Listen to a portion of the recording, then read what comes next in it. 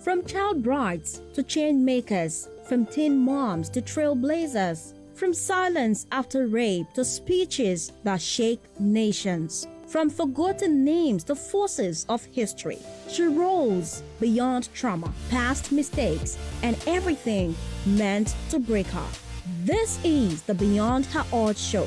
Real stories that inspire you to rise, to heal, to lead.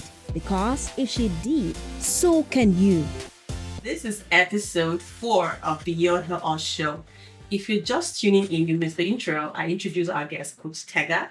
She's here with us. And if you saw our flyer on social media, I mentioned that she battled with substance addiction, and now she's helping others find their way back and helping them to heal. Coach Tega, thank you for coming on the show. It's such an honor.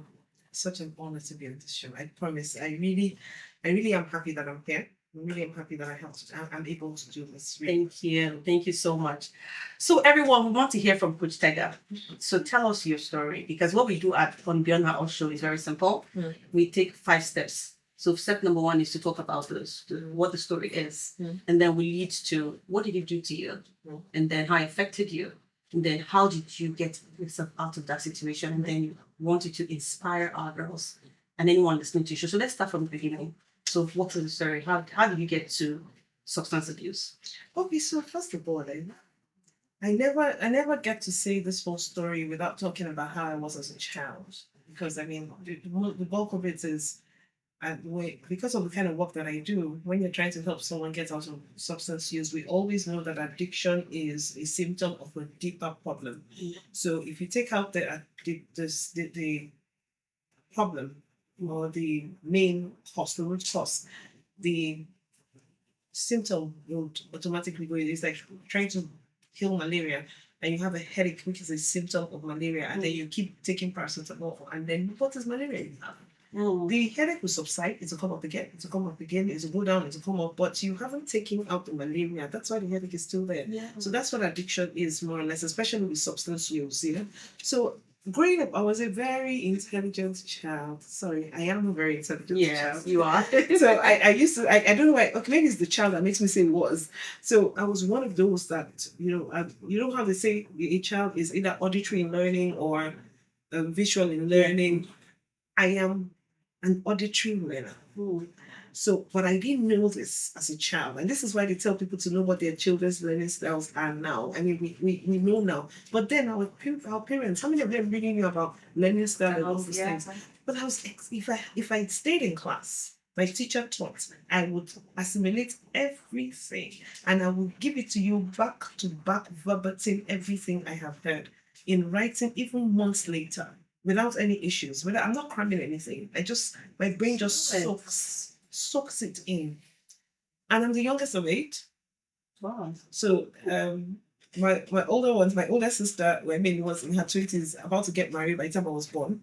So you can imagine how much older they are than me. So I could easily be her child. In fact, now when people see me, I'm her replica. So people see me, and her daughter got married, and someone saw me and said, I don't understand. Who's this? She looks so much like your mom. So she could easily be my mom. That's the age difference. And I have 5 older brothers. So you can imagine the amount of wrestling I fought in my life.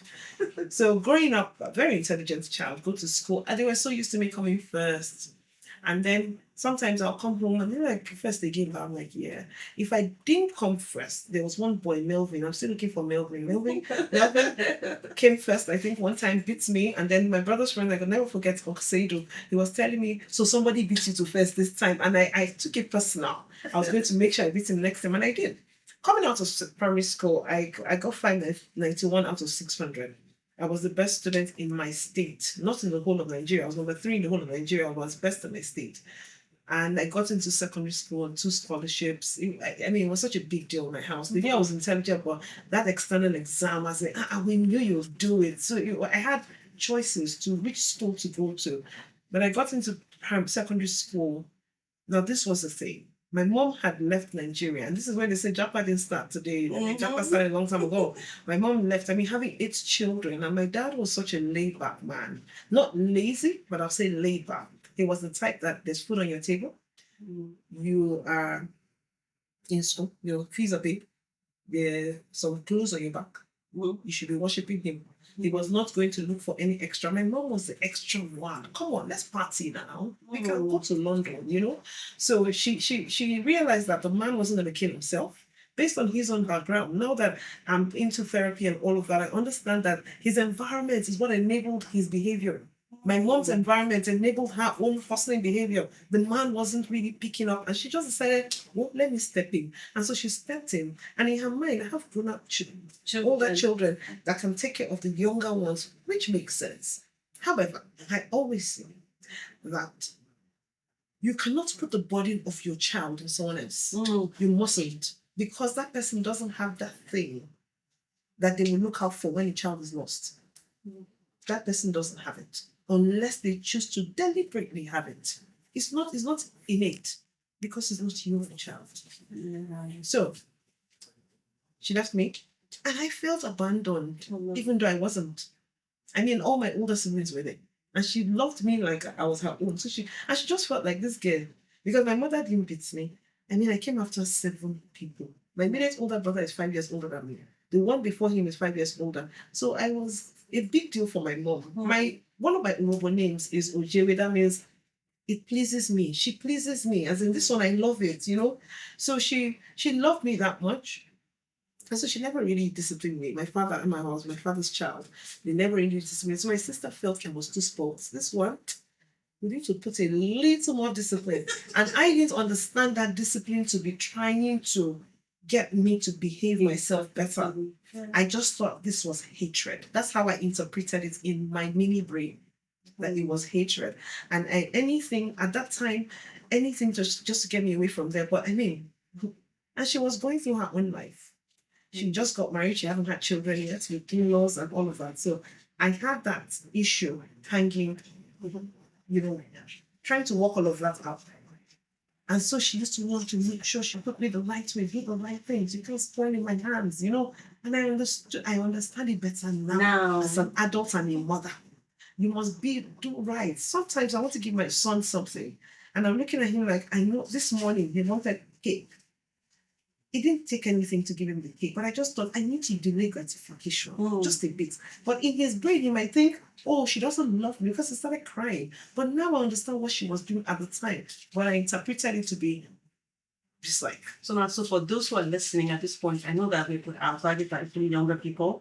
I know that you are learning from the story that whatever is happening with you right now, it's not that they hate you in your house. You know, you can actually look at the intention behind it. So now that you are learning about it, she didn't have the opportunity to, but you have the opportunity right now to look at it from that angle. That is this person have a bad intention towards me, or this is from a love perspective, and that's where it was for you, right? Absolutely. That's exactly thinking about in hindsight, it's obvious that it was I need to make sure you are straight. Because I mean all the things she was doing, wash your plates, wash your clothes, don't go here, don't go there. That time we thought it was what's going on here. My mates would want to play outside downstairs because we there was a time there was a bit of financial trouble, and so we stayed in an area where she felt you may be in this environment but you are not of this environment. So she never let us go to play outside. And then the people in the environment will go out and then they are hawking bread.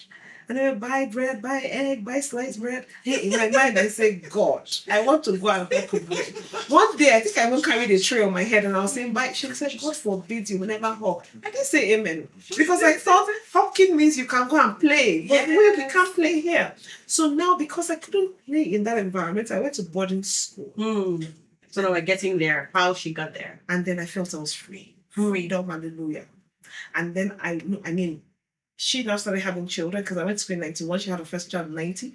So, I mean, she was having children 92, 93. So she wasn't really paying attention. Now, as I have my child, I know how overwhelming it can get. Yes. She was working in a very high tension office, you know. And then you have 3 children under 3 in 3 years. So nobody was really paying attention to me.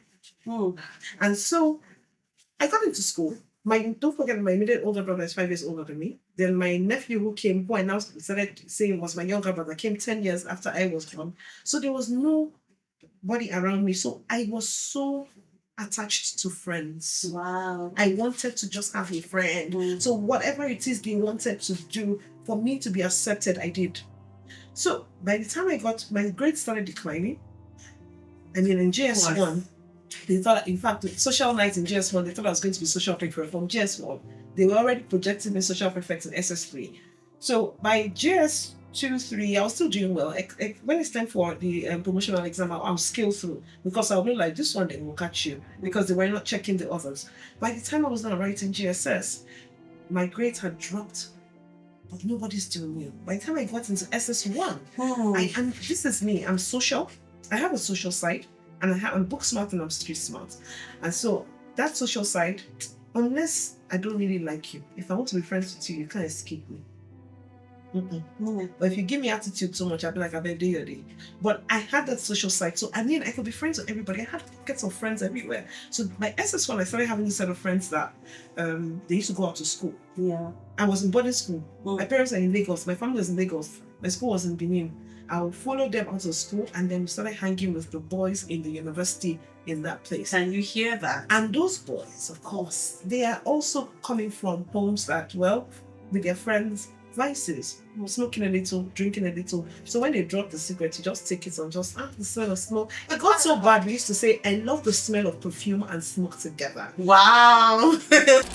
Most of those people were not going back. When I see some of them now, some of them have died. Drug overdose. I know one of them or two who's lost their minds completely. I see many of them, and I know that many of them are from good families like mine. Decent families like mine. Yes. Some of them, of course, negligent parents. Some of them, overindulgent parents. Some of them authoritarian. So when you see some kind of things like that, there are people that still came from our type of setting that still had their heads on their neck and decided that there is somewhere that I am going and I'll get there. Yeah. And this is why mentors are important. Mentors are so important. And your sister was kind of that because she was guiding you. And I ran away. And you ran away. And that's what most of us do, even as especially for the young ones that are listening to us on the show. This is not just to share a story, just say, we're just saying, how are you picking the lessons? I hope you're doing that. I hope you are picking lessons from our story. People who God has placed in your life as you're growing up, your family, they're there for you to guide you as a child. But no, because we want to have our freedom. And the funny thing is, sometimes we're in a hurry to run away from primary school to go to secondary school. Now we're grown. Right now, I want to just go back to when I would just be drinking milk and sleeping like a baby. But I don't have that privilege anymore. So time would pass. Time passed for Coach Tega. She's just telling me right now. A lot of time. 13 years that she could have done so much with her life. And too many great friendships that you could have formed when you were in secondary school. But you were busy, doing all that. And I hope that you're listening. And if you are caught up in this situation, Coach Tega is going to give us her details at the end. I know, I'm sure she will.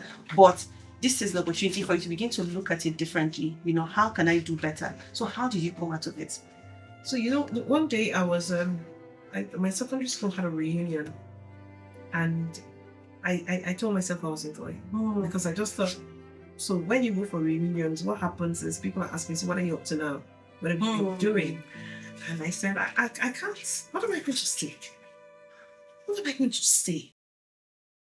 You know how when you're growing up, a lot of times you feel like people who are reprimanding you hate you. And I hope that people who are listening, especially young people, are learning that it's not necessarily so. It's not like that. So sometimes actually it is coming from a place of love.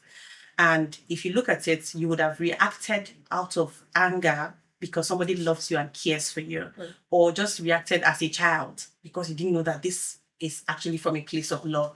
So we're going down back into the show, talking about now what happened to you now that you felt like, free at last. I'm now free to do whatever I want to do. I'm now in secondary school. I'm by myself. My friends like scaling fence. I used to call it scale fence. You scale the fence when you jump out of school and then you go out. For most secondary schools, there's always that university close to your school. I don't know why it always happens like that. We had that way back when I was in secondary school. And then that's how they now end up meeting people outside. So how did that happen with you? And how did it get you into substance abuse? I think you see that thing you said just now, that there are always universities around. Maybe it's just because the land is located to educational institutions or something. Because thinking about it, so why they put us near a university like that? Anyway, so that's how you just experiment a bit. And this is how the thing is, the level, that's how drug use actually starts with anybody.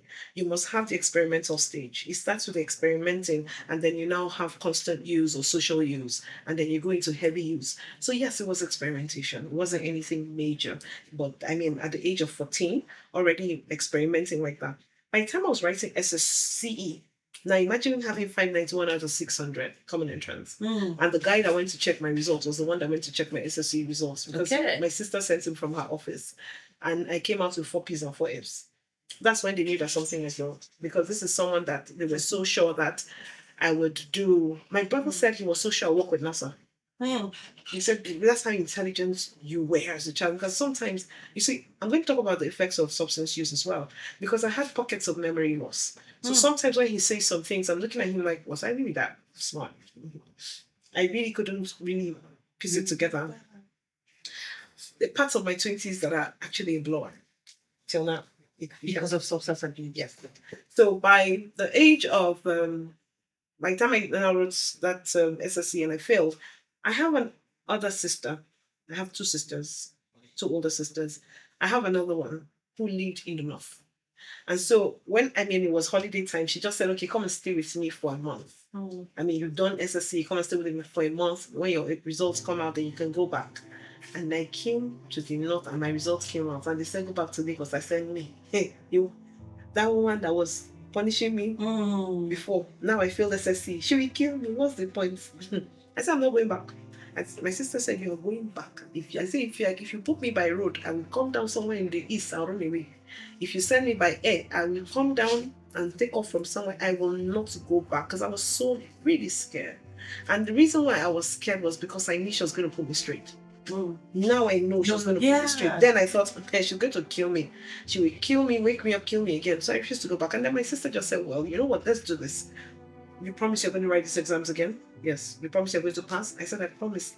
I got this. So I went back to lesson, got it, I passed very well. And she said, okay, what's school? And because I just felt like I knew I had made a mess of things with my older sister, my oldest sister, I didn't want to go back to the south. I just said, okay, let me just stay in Ibi or go to school in the north or something. Then I met a new set of friends in Kano, which was where my sister was. Now, my sister had a boutique.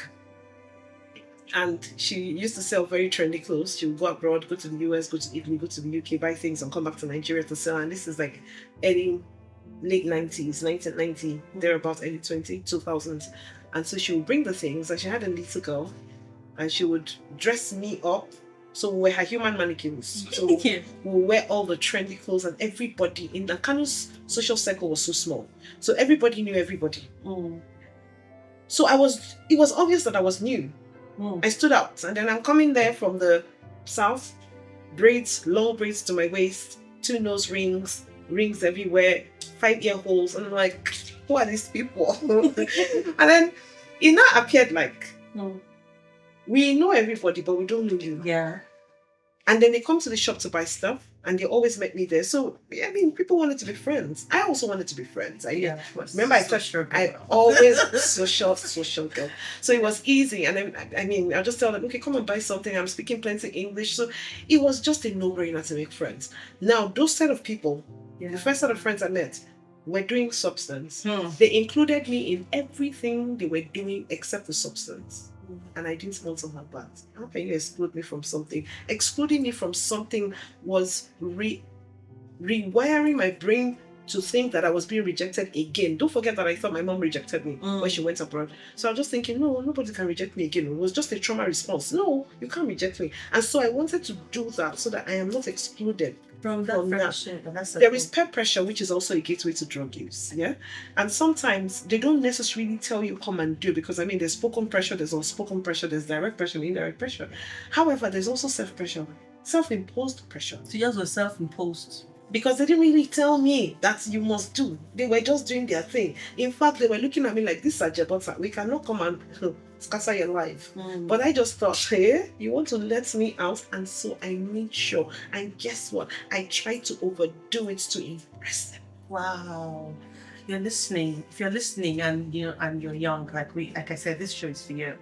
And you can hear clearly how it's not just about your friends now. It could be about you trying to be friends with them and then forcing your way into their lives and then doing things that you naturally will not want to do. You know how we always say, my mom will say, remember whose family you are from, remember where you are going to. My mom will say, remember where you are from. My father will say, remember where you are going to. So And that's just pure family values. Yes, exactly. That's what it was. Actually, but did we listen? Okay. When somebody was saying one day that how can you, that thing that they say that remember what home you're coming from, that is it's not something should be said, but I interpret it to be, remember that in our family we don't steal. Yeah. So in our family, one of our values is integrity. It's just interpretation. Mm-hmm. So this is how we behave. There is a code of conduct in Yeah. this family. So I, even now when I'm teaching maybe students or parents, I tell them, have your family values written out on a plaque and hang it in your living room, hang it in your room. Let them remember, because what you behold, you become eventually. Yeah. So, well, this is me putting myself under pressure, and I wanted to do everything that they were. I mean, if people were drinking, the ones that would drink and say, well, they just want to drink alcohol, and I'm like, okay, let's just drink. The ones that say, well, I don't have head for marijuana, but I can drink alcohol, I would drink with them. The ones that say, I don't have head for alcohol, but I'll do marijuana. You consumed all this. I was doing everything with everybody. They were even smarter than me, because they knew their limits and they knew what they could take. But I just thought, well, freedom, hallelujah, let's just be doing everything at once. So what did that do to you? Wow, you don't want to know. So now this is me who now went back to school.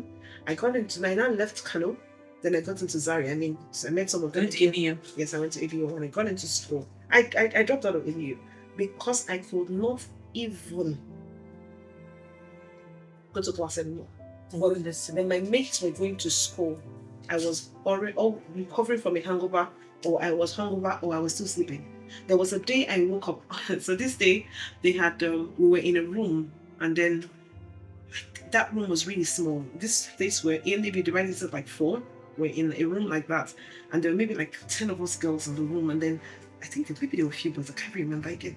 And then there was a lot of smoke in the room, all sorts of smoke, and it was so thick we could barely see the next person.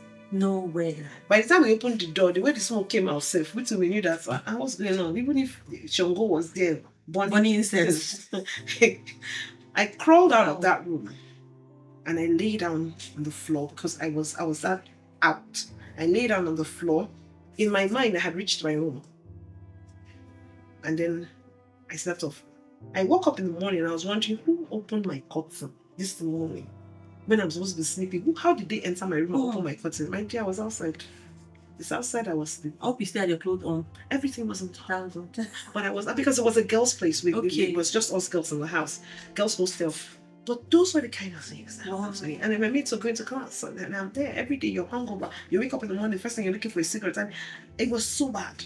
And then after a while, of course I couldn't keep up with school. So I had to leave. People that got into school with me graduates and I was still there hanging around like a loafer. So we are hearing, you see, that's part of things that we know we're picking, like lessons we're picking from Tega's story.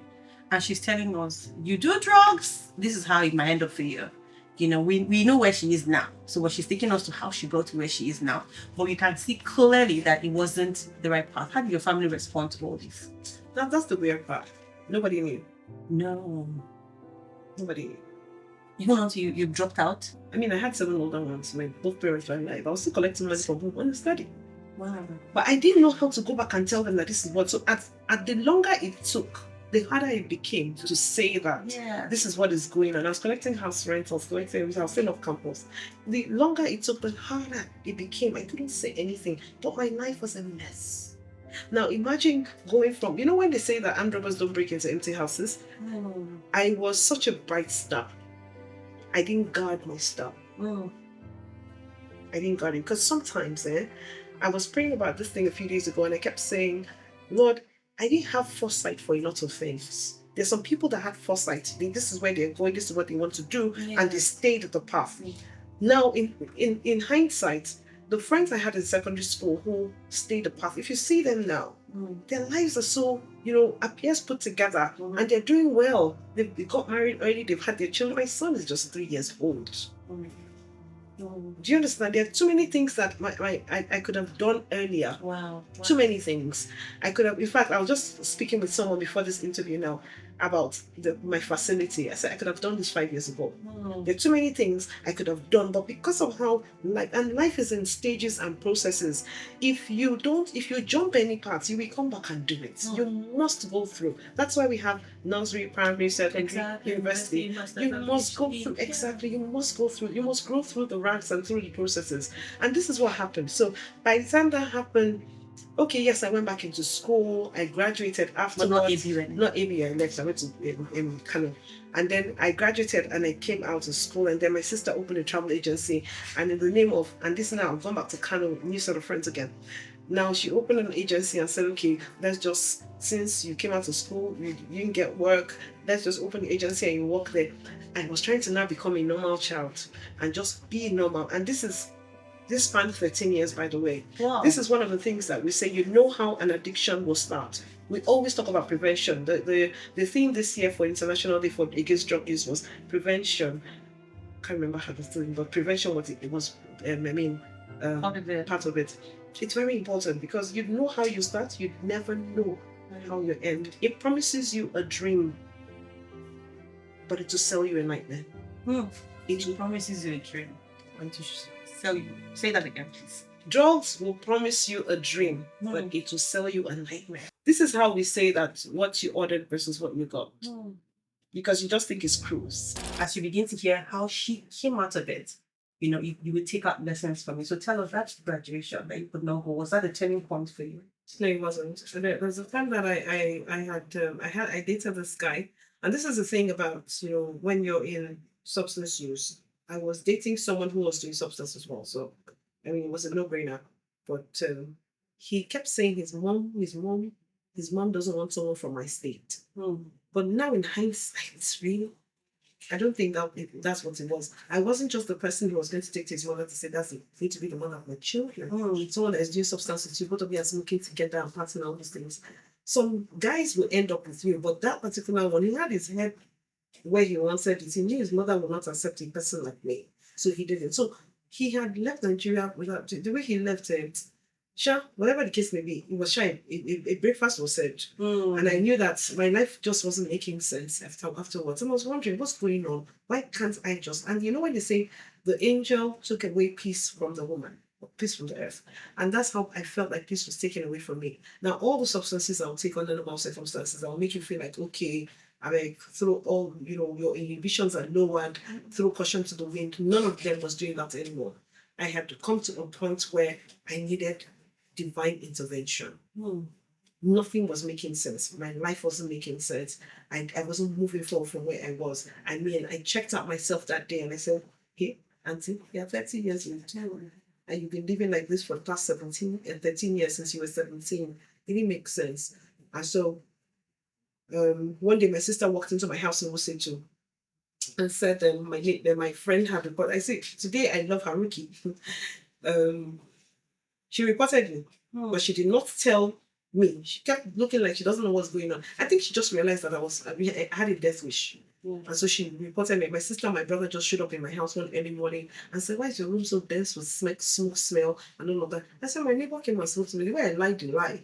But at that time, I began to know that something was off. So I had this friend who I would call normally and not call. She had a makeup studio. Imagine life. I would go to a makeup studio. I've always been interested in makeup. I would go there, but I never learned. And she was teaching for free. Wow. I was there. I never learned because I was always high. And I'll just go there and chill, then go back home. And then one day, she invited me to a fellowship. And then I just thought, please, me and church things, please, avoid me. And then when I lost all the peace, I cried for 3 days stretch. The only time I wasn't crying was when I was sleeping. I was just crying for 3 days. I'll never forget, from 30th of March, 31st and 1st of April. That's good. You kept. Oh, I didn't forget. I did, because my life had gone, I'd reached the rock bottom. There was nowhere else to go. And then I called her and she said, I've been telling you to come to this fellowship. I said, right now, just give me her number. I don't care. Because I don't even know what's going on with me. And then she gave me Pastor Opie's number. Well, my brain. And then I called her. Pastor Opie started singing. I was so angry. I'm like, my life is paining me, you're singing. But I went to her, and then a few days later, she led into Christ on the 5th of April, 2011. And from that day, In fact, when I walked into the place I walked in with shorts. My breasts were all opened, my braids, I was high when I walked in. And I saw women praying. I'm like, oh, what's going on here? After I went, I'm like, I started feeling the shame. I wanted to cover my breast. If I pull it up, my stomach will show. I pull So it up. before that, it was let's just come as we are. You were just as you were. No, but there was no shame. You were okay. Yeah, Because everyone people that were around you dressed almost same way. So Yes. it was just cool. It was cool. And because you were constantly high, your eyes, there was skin covering your eyes. So you didn't even see that. I was naked. Exactly. That's why I asked that question about when you were when you eventually were sleeping outside, when you woke up in the morning. I hope you were not on cloth, like that. Because that's what would happen. Yes. Yeah, It had happened to me once. So no. But that time, I remember asking my friend, what happened? She said, you don't worry, I removed your clothes and this and because I couldn't, for the life of me, understand where my clothes went to. Wow. Anything could have happened to me at the time. So yours took a spiritual intervention to get you out of it. However, when I was there, all the things that she was going on with me, changing my friends, I changed my friends because I realized, listening. Now I teach that know what your triggers are. What are your triggers? I changed my friends. Go on. I avoided them. I didn't see them for 9 years in the same town. You are In the same town. Wow. I unplugged from them completely, got myself into another community. And I just stayed serving. I stayed under mentorship, I stayed under serving, made sure that I got myself so busy. Because, listen, if you do drugs, that's why we preach prevention. Once you get into drugs, I promise you're in recovery for the rest of your life. Wow. Anything can trigger you and you relapse. Oh my God. I almost relapsed when I had my son. I had my son 11 years after I was sober. But guess what happened? They were giving me an injection for the pain because I had him through CS. I waited for 10 years to have a child. They now tell me to push him. I said, no, please. I just want to just cut me open and bring him out. Before you tell me one thing hung around the snake and I died. I don't want a story. So I opted for CS. And then the doctor said, you can push. I said, no, let's not try this. And then I was having guests in my room from sometimes 6 a.m. till 12 midnight. When I was having my baby, people were on the veranda. I said, oh my God, she's finally having a baby. That's how much I unplugged from the former life that I was. And came into a different community. Completely. I went to all the pharmacies around because I was what you call on a fooding diet. I went to all the pharmacies and told them, if I put a gun to your head, don't sell to me. I threw everything, all the cigarettes. A man on my street, I was selling cigarettes. He stopped selling when I stopped smoking. And I asked him, I said, why don't you sell anymore? Because a friend of mine came, I wanted to buy. He said, I came in a shy. That's in English. That means you stopped smoking. So the fact that I was such a customer. Somebody bought me a roll of cigarettes and somebody wanted to buy me perfume for my birthday. And I was telling them, this one loves me. This one that is giving me a roll of cigarette loves me more than this one that wants to give me perfume. So you can imagine how my brain was warped completely. So you had to leave that community completely. Altogether. You can't be here and there. No, what you're trying to sort of. No, so if you're listening to us, this is us because we're coming to the end of the show. But this is actually, like I said, this is the crux of the matter. You have to first and foremost know your triggers. You found someone that helped you. Yes. You can't do it by yourself. Can you do it by yourself? You need accountability because when you're leaving drug use, you're going to have a lot of withdrawal symptoms. At that time, your brain is actually just telling you, bring the drugs, craving for the drugs. At that time, if you take the drugs, you actually feel better. However, is that what you want? So we need you to have accountability to make sure that no matter how bad the cravings and the withdrawal comes, I won't take it because it is a phase. It will pass. And you can only handle that if you have people around you who are accountable through that. Yeah. Because it can become overwhelming and you just tell yourself that, I beg, let me just take these drugs again.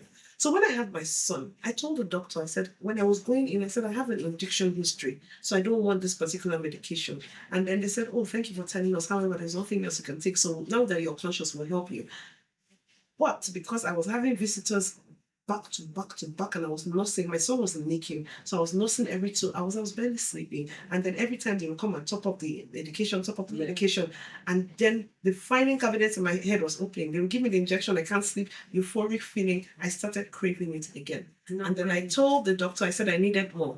And then then she said, okay, that's fine, we'll give you. And then I remembered who I was. And I remembered who I am. I'm like, no. I said, doctor, I lied. She said, I don't understand. I said, just take it that I lied. Remember I told you I have an addiction history? And she was like, goodness. That's the way I avoid. I said, I will manage the pain. I chose the CS, I'll manage the pain. That was how I was able to scale relapsing after 11 relapsed very easily. Wow, you see, But that I that's would be here to impossible. tell the story Yes. if I hadn't. Yes. And then also there's strong will there, where you decided that it doesn't matter what will happen. No, if you like, you put a gun in my head, I will try as much. So decision to, I think that you saw a different life, and this life looked better than what you were living. Absolutely. And that's what it is with anyone. If you're listening to us in the show, and you're somehow you find yourself in this story that Coach Tega is telling us today, and you're saying, how can I come out of this? How can I? She's given us step by step already, and in 2 minutes, give us also like step. If someone is listening and the person is going through this, how can they help themselves? So you have told us find accountability, change the community, be strong with first is a decision. I think that's where it starts from. Yes. Decide to do you want to stop? Yes, I want to stop. Then find someone to help you.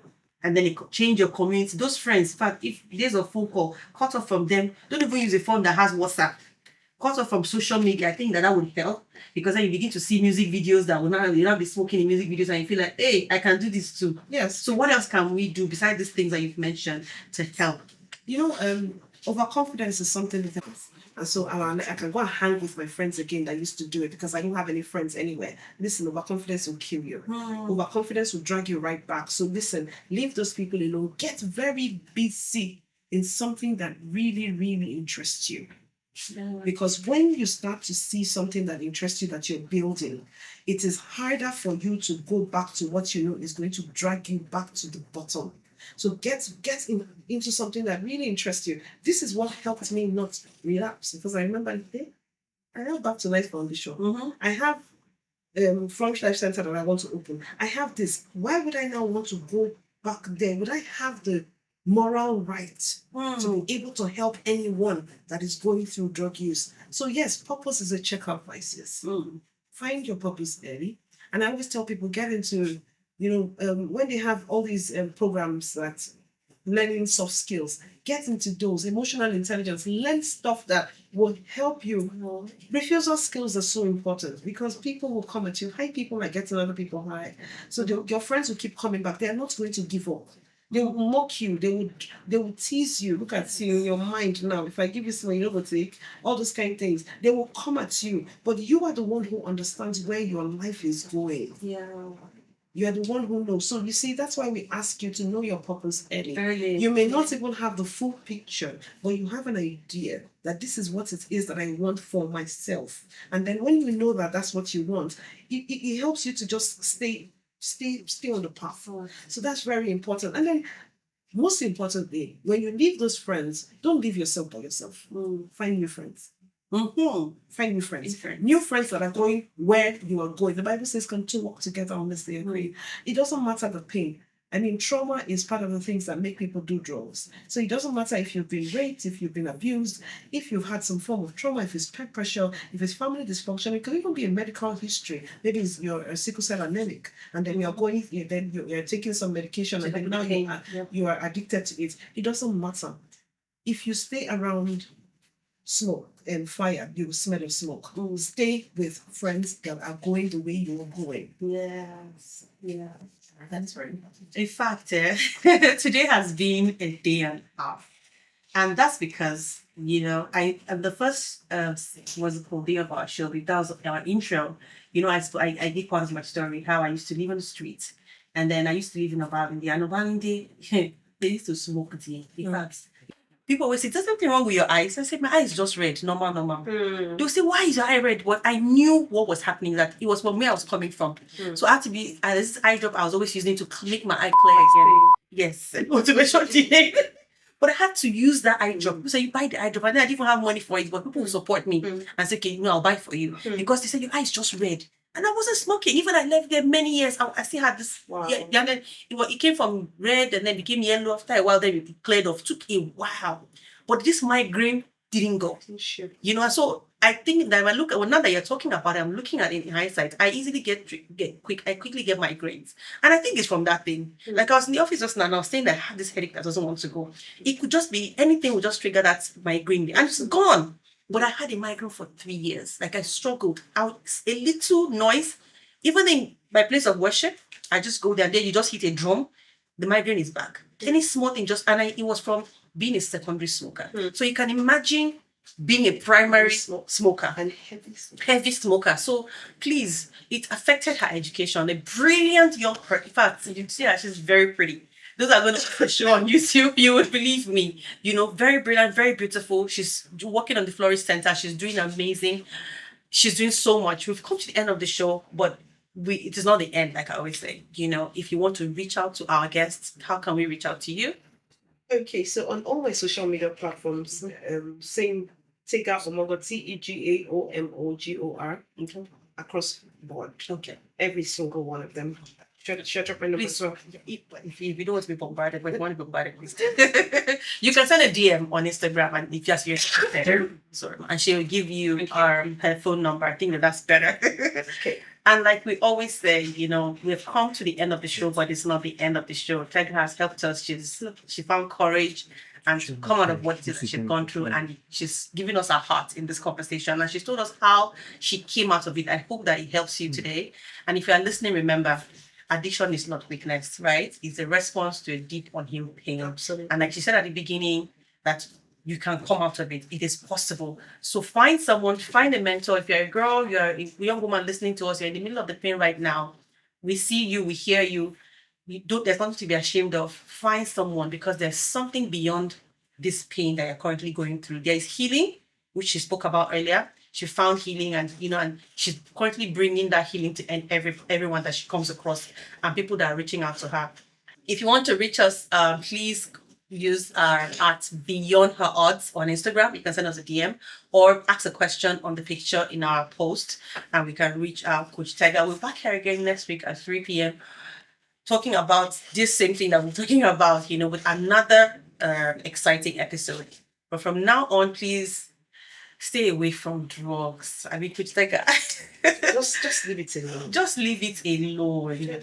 Just leave it alone. And if you are struggling to come out of it, there is help. We've given you her handle. Please say that handle again. Tega Omogor, TEGAOMOGOR. Everywhere. Everywhere. Yeah, everywhere. On Instagram, on Facebook, on LinkedIn, everywhere you can find her.